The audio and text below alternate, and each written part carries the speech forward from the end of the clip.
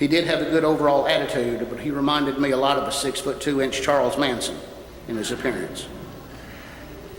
He told me that he had absolutely no intention to work at a restaurant job for very long, and that he planned to move on to bigger and better things. And usually what that means to a parole officer when they come in to tell you that is that they're going to quit that job at the first drop of a hat. So I told Joe that he was expected to work, and I did not want him to quit that job until he had another job that he could go to, because every individual's success depends on their own self-worth, and part of your self-worth depends on what you put into society. And in his situation, coming in dry, that was to have a job. He didn't like that, but he accepted that as a condition of his supervision. 1 week went by, and Joe came in to see me, and he was very unhappy about his job. He claimed that his manager hated him and was making his life miserable for him. According to Joe, he only lets me mop the floor, and he only lets me clean the toilet. He won't even let me go out and clean the parking lot. He's afraid people will see me. Joe told me that the manager drew a line around the safe and another one around the cash register, and told him if he found him inside that line, he would fire him on the spot. And Joe was not unhappy, and I can't say that I blame him. I don't think that would make me happy either. But I told him he needed to keep looking for a job if he wanted to do better. And while he was at that job with that man, he needed to mop the very best floor that he could, and he needed to clean the very best toilet that he could until he found something better. Then we had to discuss his appearance, and Joe certainly did not like what I had to tell him about his outward appearance. Looking in his eyes, having dealt with people from the penitentiary, you can usually tell when a man's light goes out and he is no longer listening to you. I was sure that this was the case with Joe. He simply shook his head yes and left. A week later, someone came into my office and sat down in the chair across from me, and I started to ask them if I could help them when I recognized the fact that this was not just someone, this was Joe. His hair was neatly cut and styled, he was cleanly shaven, and he had 3/4 length sleeve shirts covering the tattoos that he had picked up in prison. There was a light in his eyes that wasn't there the week before, and I'm not sure where it came from. But he seemed genuinely to enjoy his day. He still had trouble at work, and he was still looking for another job, but he was happier than I'd seen him before. Now, this went on for about a month, and then one day, the guy that worked the sandwich station at this sandwich shop didn't show up for work. Have you ever heard of somebody in a restaurant not showing up for work? It's news to me. Joe's manager called everyone that he could think of to come in to work, but no one would come in.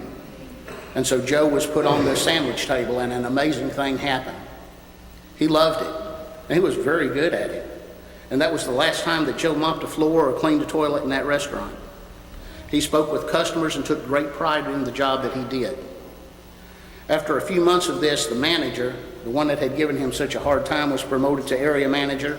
The assistant manager was promoted to manager, and Joe took his first day off when he went in his closet and frantically searched for the GED that he picked up in prison. When he got that, he was given an opportunity to go to the Sandwich Academy. Now, I have to ask this. How many of you knew there was a Sandwich Academy? Anybody? Okay, there are a few back there. I did not realize that, but there is. Well, Joe went to the Sandwich Academy and graduated at the top of his class. And when he came back, he was given a position as an assistant manager. Over a few short months, the area manager retired, his manager was promoted, and Joe became the manager of his own store. After several years, the original franchise operator came back to him.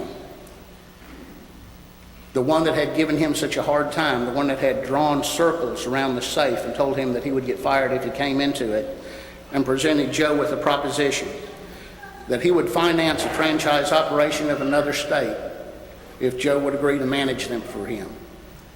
And I still talk to Joe. Today he's married, he has 2 beautiful daughters, and he owns half of 7 sandwich shops and makes a lot more money than I will ever make in my life. Now, Joe could have quit this job at any time when times were tough, but instead he looked at himself and wondered what he could do to make himself succeed. What could he do to allow people to get to know him and to trust him before they judged him. Perhaps it was just that he took pride in as mundane a job as mopping the floor and cleaning a toilet. Maybe it was just that he refused to be down when people tried to put him down. Whatever it was, he succeeded in life up to this point far beyond his own expectations. Some of you are going on to better things. College is in the cards for some of you. The technology center is in some of your future. Others will find a factory job or a nursing job or 1,000 other career choices. I think I know why Joe was a success. It was because he found something that he loved doing and enjoyed every day of his career. Certainly he had his GED in hand, or he would have never had an opportunity to go to the Sandwich Academy. But he'd already found something that he was passionate about. Looking at you graduates, I hope that you find something that you are passionate about, something that you love doing, something that you can make your own. If you do, you can be a lawyer or an electrician or a nurse or a technician or anything that you dream.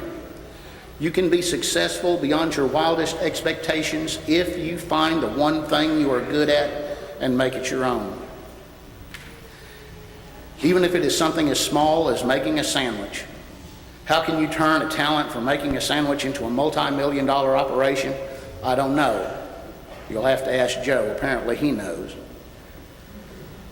Looking back, like that 4-year-old child with his great-grandfather, it's easy for you to see now the dots leading to where you are today. It's easy for you to see the decisions which led you to the Adult Learning Center and to your graduation tonight.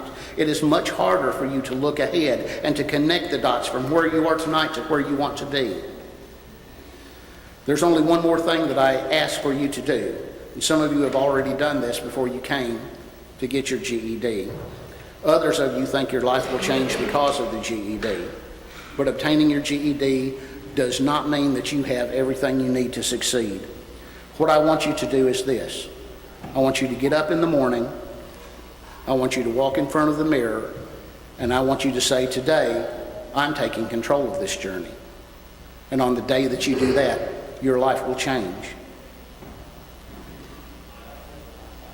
Watch your integrity, for that is how people judge you. Keep your promises and do the best job that you can at any job that you do. Most truly good jobs come from people who know you, who recommend you as an individual of skill and character. That's what is called networking. Continue your education in an area where you are passionate, and never stop looking forward and placing your short-term goals directly in a straight line to the ultimate goal where you want to be. Seek the advice of people you respect and try to be like them.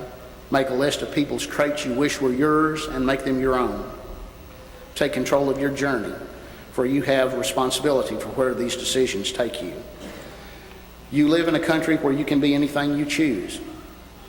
Ultimately, you have chosen to be the person you are today, and your future choices will determine who you become. God bless you. Thank you for allowing me to speak at this moment in your life.